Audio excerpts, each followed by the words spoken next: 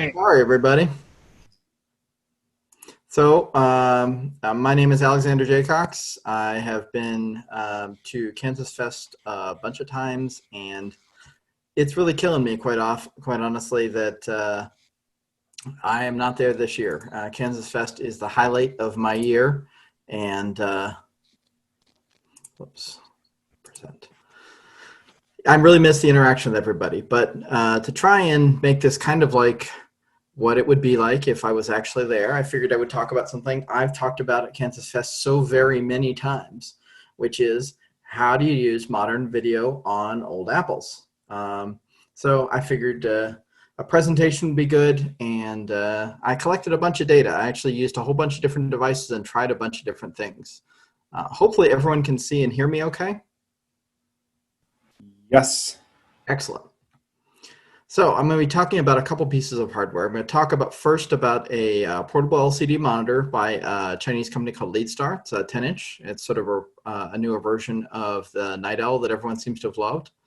Then I'm going to talk about a scaler, which is a device that takes video and scales it, as the name implies, for use. And this one is a composite S-video and component scaler with HDMI output.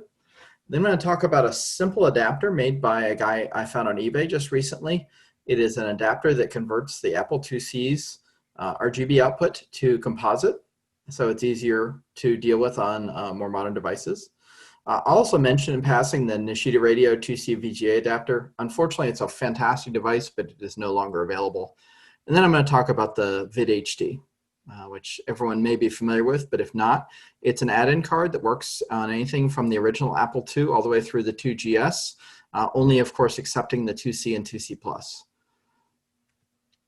So big changes recently in video.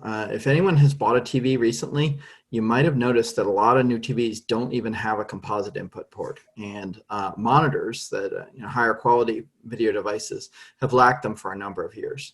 And that makes it really hard for us to use our traditional composite output sources. So this is a fairly big change in the industry.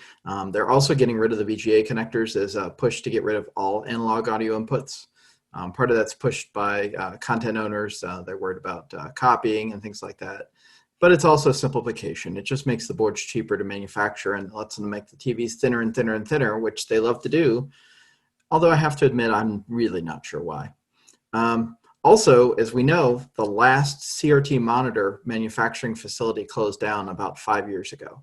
So there won't be any more CRTs coming. So as much as we, including myself, may love CRTs for vintage applications, that really isn't going to be an option forever. We have some members of the KansasFest community that are fantastic at fixing CRTs. Ian, especially, everyone may know. And also a DJ. They're both really, really good at it. But, not everyone can do that. So there are a couple of things that we can do to work around this sort of a problem. So the first thing that you can do is you can buy on either eBay or Amazon or a variety of other sources or AliExpress. There are a bunch of very simple composite video to HDMI adapters, and those are scalers as well. They're quite often very inexpensive, but quality is pretty bad and inconsistent. And then when you get the devices, they will quite often end up failing on you. There's a number of problems. Number one is input lag.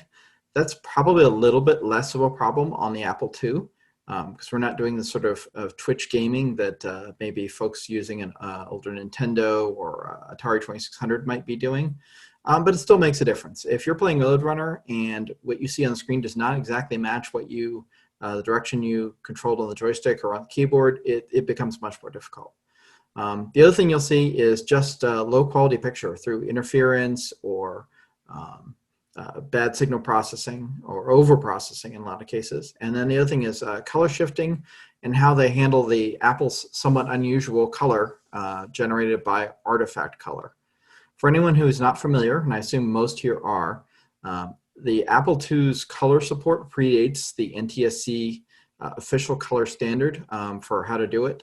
So it was done with what's basically an artifact of producing an NTSC signal. So because of that, a lot of modern monitors don't produce the exact result that we would get if we're using vintage monitors for them. So the last one is 80 column text. 80 column text, and then of course high res and super high res graphics often look pretty poor on a lot of these because there's not a lot of other composite devices that put out output that's that high resolution. First thing I'll suggest is, hey, just buy another TV. You know, well, you can always just spend more money, right? A lot of folks seem to have liked the Night Owl, as I mentioned previously, and here's a picture of it. It's certainly a very nice device. One of the nice things particularly about it is 4:3 aspect. So that makes it a handy device for an Apple II. The device I'm going to mention is, however, not 4:3, but it has a couple advantages over the Night Owl. First of all, the Night Owl is no longer available, unfortunately. It also had only a couple inputs, and those were composite only, BNC, which is the standard for security monitors. And I personally think that 8 inches is a little bit of a small screen, even for an Apple IIc. I would count myself as much of a 2C/2C Plus fan as I am, is not much of a fan of the original Apple 2C Plus 2C CRT, because it's just too small. And now that I'm old, as you can see by my glasses and my gray hair, I really can't see it. So I think it's a little small. So this is what I'm going to suggest. I've had this Leadstar 10-inch monitor that I have a picture of here for, I don't know, I guess about 1.5 years. And it's fantastic on a number of fronts. It is 16:9, which is not perfect for Apple II use, but if you look at the official Apple 2C LCD, it was also wide aspect ratio. So it's not really out of the question. And it's big enough that the image can look really good. It can also be set to 4:3 mode on the images, so you don't have to stretch your images. And if you send it a non-stretched input, and you'll see that in a couple of my example pictures, it will not stretch it. So it doesn't default to zoom mode. It just defaults to whatever you send, which is kind of nice if you're going to do HDMI input. It also has a battery in it. It may be a kind of a silly thing for an Apple, but I know a lot of folks do like to take their 2Cs with them. And of course, if you're using a 2C power pack or something like that, this TV does not need an additional input, and the battery lasts for a long time. I did all of my testing and all my photography of the screens using this portable monitor, and it was on battery the entire time. I didn't actually even bother to get the AC adapter out of the box. Leadstar, I also believe, does make some larger portable LCDs. So if you think 10 inches is too small, given that you're only going to use a part of it for the screen, then there are some larger versions.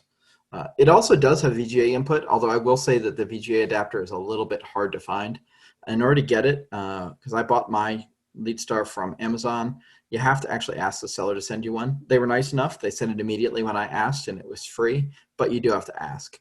It basically is it's a mini USB, not micro USB format VGA input connector, which was somewhat of a de facto standard for a number of years, but seems to be not too available anymore. If anyone's very interested and they get one of these and they can't get the adapter, let me know, and I will do a pinout on it to figure out, because it's just a straight through connection. This TV, of course, also does the other modern things, SD cards and USB, but we really don't care about those for Apple II use. So there's a couple things that make it good for use, as I said. The composite input is actually very good quality. Even though the screen's only 1024 by 768, that is entirely adequate for Apple II use. It also reproduces 80 column text quite well. It is similar in width to the 2C and 2C Plus, so if you care about the look, I think that kind of looks nice. It's black, so it doesn't really match the Snow White design language per se of the 2C Plus, but it's not bad. It does have other useful inputs. It's also, as these portable TVs go, fairly inexpensive, although, you know, given the way LCDs have dropped in prices over the recent years, for the $130 that it is going for on Amazon, you probably can also buy a 65-inch, 1080p TV. So, inexpensive is always in quotes. I already mentioned the internal battery, which makes it very useful. And then the last thing I'll say is, please excuse the quality of my photographs. I have not really done a lot of photography of LCD monitors before, and now I completely understand why all the streamers do what they do as far as video capture. But of course, showing screen quality through video capture would be entirely losing the point. I need to set up a better setup for being able to take photographs. All the photographs were taken from my iPhone, and it doesn't do a fantastic job of rendering the LCD screens. The second thing I'll talk about is an HDMI video converter. This is a picture of the device. This is the original device. It's called a Retrotink. It's a fairly inexpensive scaler. Again, video scalers are quite often professional devices used by video producers, but they also have become very popular due to the really high popularity of retro gaming on consoles. So Nintendo and Genesis and everyone like that, they produce these devices. And it was accidentally discovered by a couple of folks that are both interested in retro gaming and in console gaming and retro computers, that these things actually work really well. I will admit I picked this first up for my Commodore 64. So I am a Commodore fan in addition to an Apple fan. I'm waiting for the booze. But it turns out this does a really good job of handling video. And again, as you can see from the pictures, it can handle both composite and component and S-video inputs. So that's rather handy. So here's an example of what the output looks like. And again, please excuse my poor quality photographs. When you see it in person, you don't see that big white blur at the bottom. I have no idea why it came out that way. I think it's just picking up the backlight of the TV and amplifying it.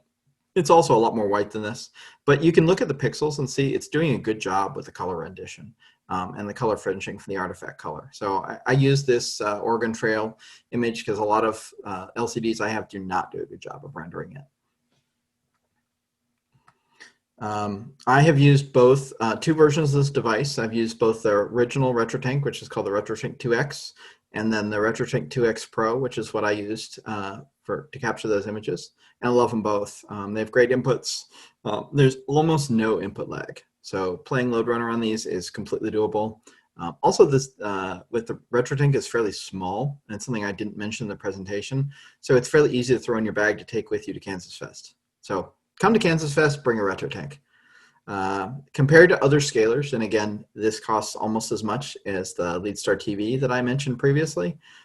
It is very low. It is very inexpensive, but scalers are expensive devices, so your mileage may vary. There's another cheaper device coming, I think about $70 US, that only has S-video and composite, which would be perfectly good for Apple II use for less money. And that should be available late this summer, early this fall.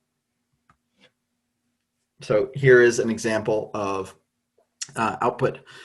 And this particular one, I think, was from my original Apple II through the onboard composite to the Retrotink. So you can see it's doing a pretty good job here. You can see the color fringing, you get the purple fringing, but again, you'd get that on an original monitor too. And I think for LCD quality, I think this is pretty darn good. Again, you can see, because of the quality of it, you can actually see where the borders of the word Exodus you can see the black pixels around the edge, which if you have a really muddy monitor, you wouldn't pick up on that. So, and again, I'll mention this later in the presentation, but I will share all the images I took if anyone's interested in looking in detail.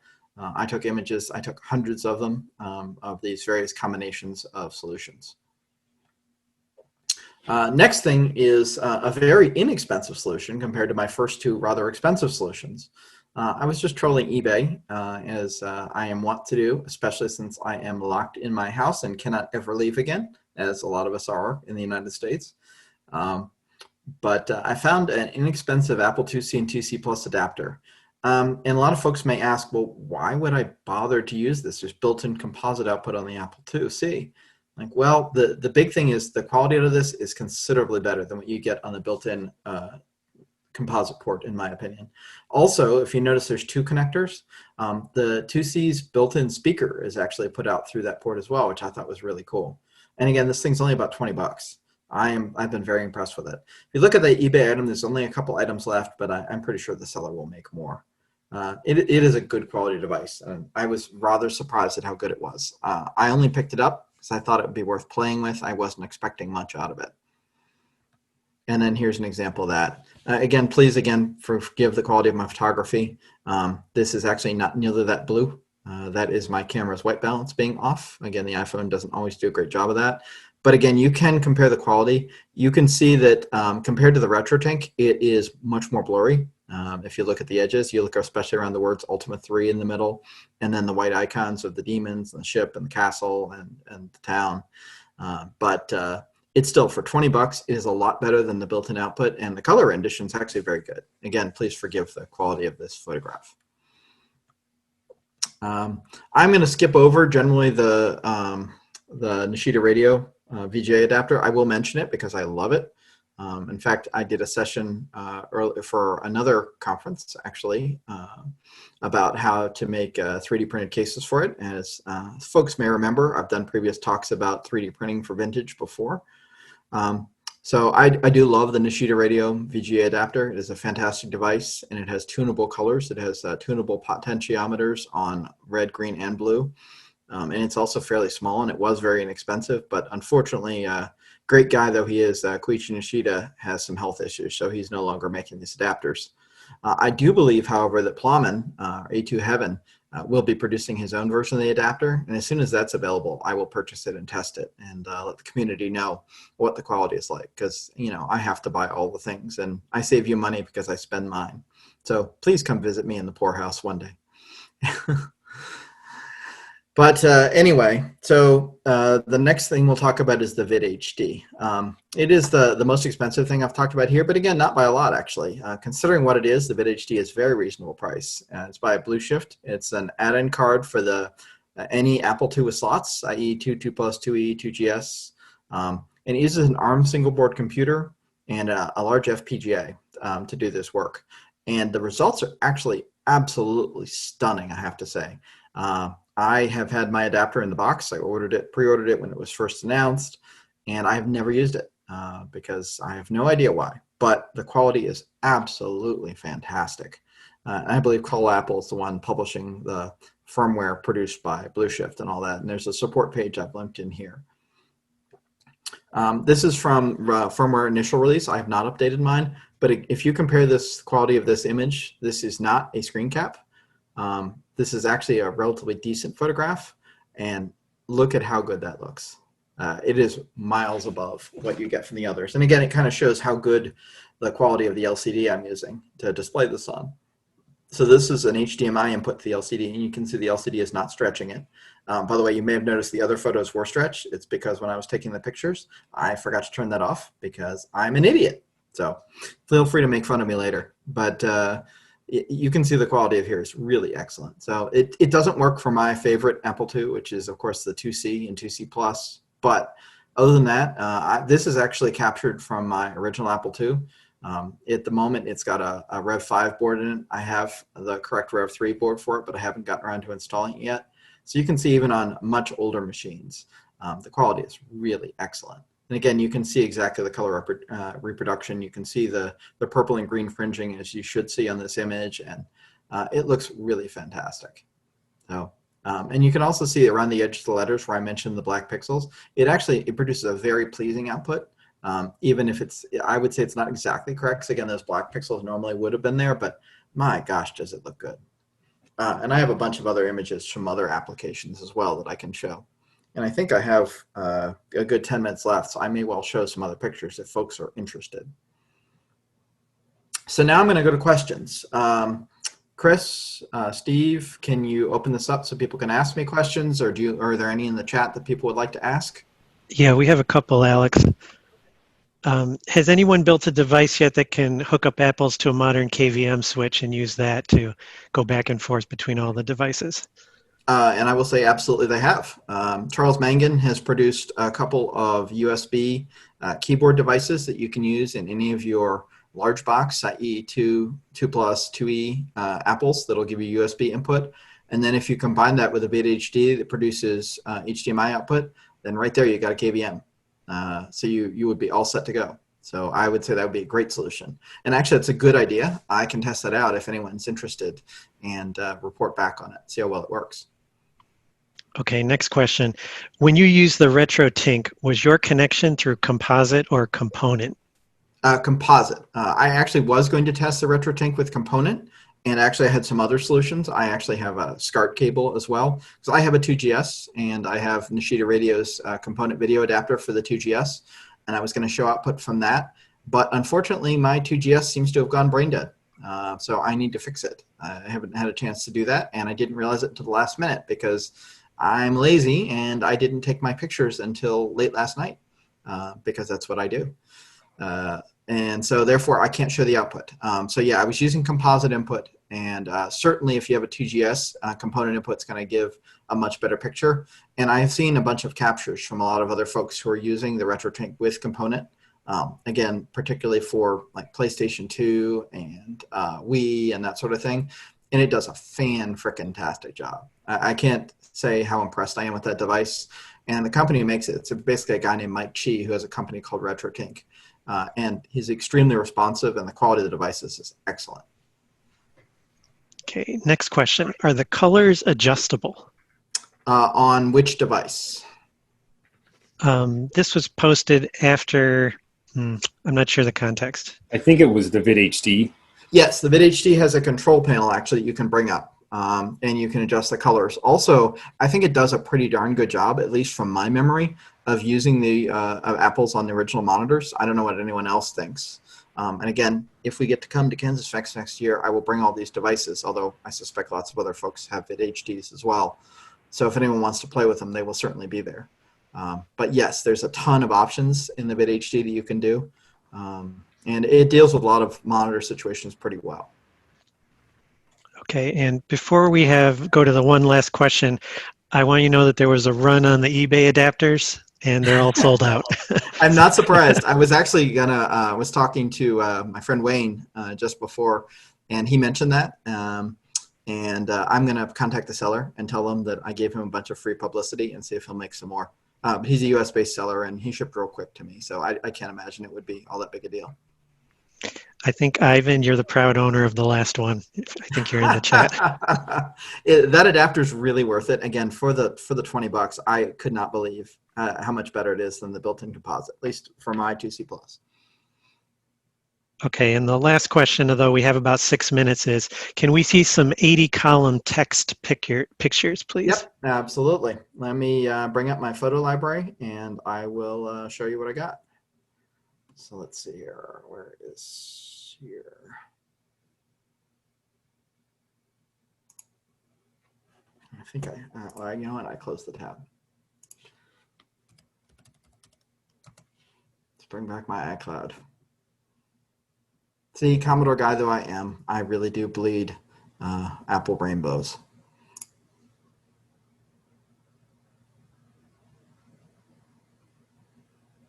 Hopefully you can see my screen and watch the rotating cursor. Yep, so far so good. Yep. I don't know why it's deciding to be real slow right now. Oh, there it goes. Come on. There we go. So examples.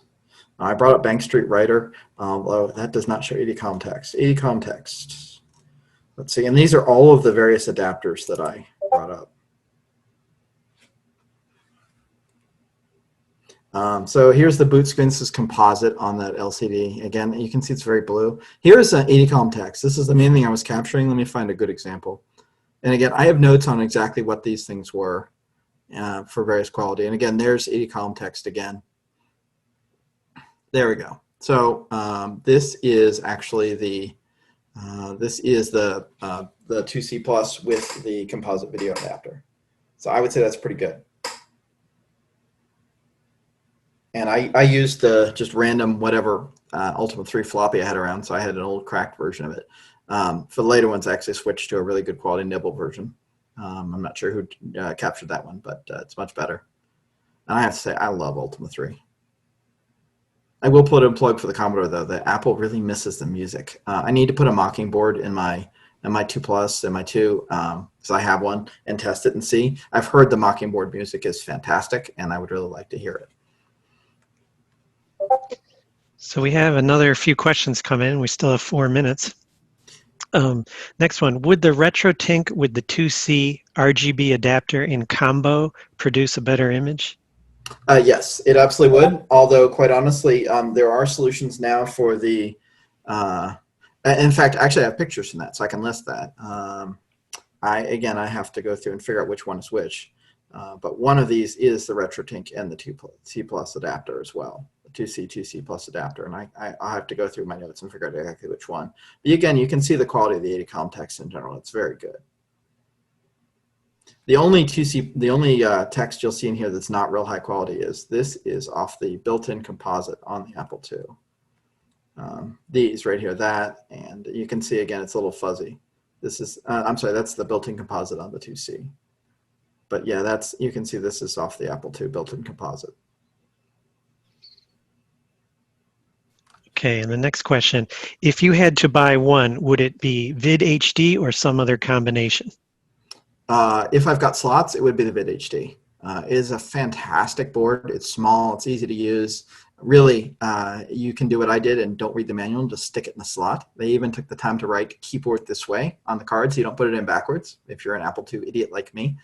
But it's very easy to use and the quality is just out of this world.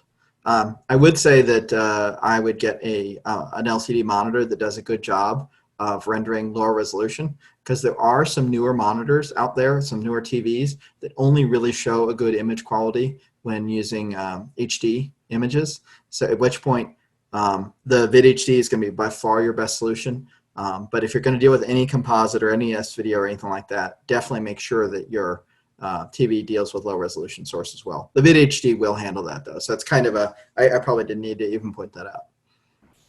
Okay, 2 more minutes. What is the output of the Retrotink 2 Pro? Is it HDMI? It is. It's HDMI and it's 480p. Next so question. Progressive. Sorry, to clarify, that's 480 pixels progressive. That is NTSC high quality. Okay, the next one. The Leadstar looks cool. It's 16:9 though. It is indeed 16:9. There are some other TVs from that same manufacturer that are 4:3 or 5:4 aspect ratio. So I suspect, given that, that those will be good choices. I like the Leadstar, however, I really like the battery. I like the fact that it has VGA input, even though it's 16:9, and the fact that you can turn off the stretching if you want. And someone says, what size Leadstar should one get? I like the 10-inch. It fits great with the 2C and 2C Plus, if that's what you like to do. And again, that's my preferred Apple II experience, is my 2C Plus. It's almost exactly the right size. They just need to make one that's Snow White. And I'm sure the manufacturer will get right on that if I ask them. Okay, and time for one final question. So the Retrotink is ideally used when? Question mark. So it's ideally used whenever you're going to take an original composite source or S-video or component source and you want to use it with a modern TV. That is the best way, because it does the scaling a much better job than the built-in scalers and TVs, even if you have a TV with a standard composite input. So that's the best use for it. Great. Well, that ends our session. Thank you, Alex. Thanks very much, Andy. I appreciate the questions. And yeah, KansasFest forever. You can continue asking questions over in the Discord channel, and I'm sure Alex will pop over there later and keep it going.